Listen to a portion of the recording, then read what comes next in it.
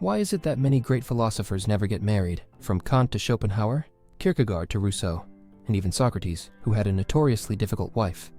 It seems philosophers often choose a life without marriage. One might wonder if there's a deeper reason behind this choice, and the philosopher Nietzsche offers an intriguing answer. Nietzsche suggests that philosophers don't marry or focus on relationships because they already have a way to leave a legacy.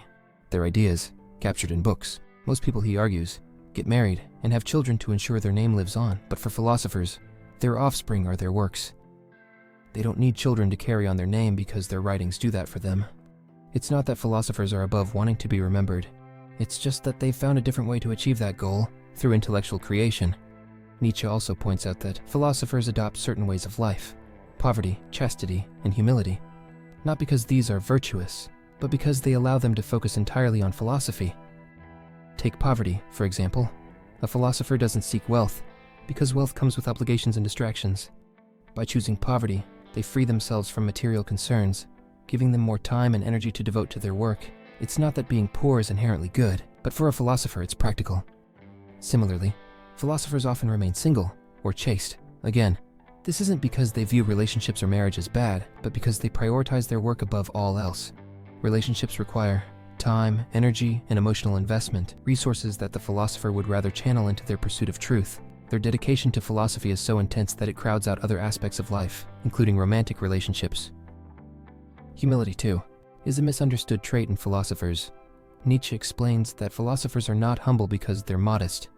In fact, they are often quite extreme in their pursuit of truth. Their humility comes from a desire to be left alone so they can work. They don't seek fame or attention because that would only bring interruptions and distractions.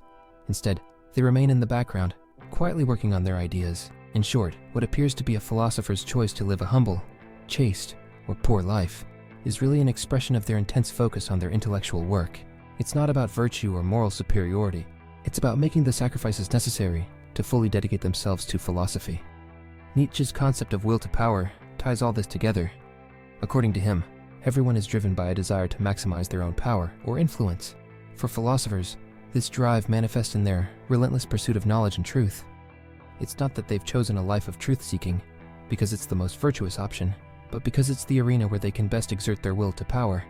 Philosophers and capitalists, for example, may seem like polar opposites, but Nietzsche would argue that both are ultimately motivated by the same underlying drive, the will to power. The difference lies in the domain where they exercise that drive, one in the pursuit of truth, the other in the accumulation of wealth. So, why do many philosophers not get married? It's not because they're inherently more enlightened or virtuous than others, but because they've found that their work, philosophy, offers them a different kind of legacy, one that doesn't require family or wealth. Their extreme dedication to ideas demands sacrifices, and for many, marriage, relationships, and material wealth are simply distractions from their true purpose. Through their work, they achieve a form of immortality, allowing their thoughts and ideas to live on long after they are gone.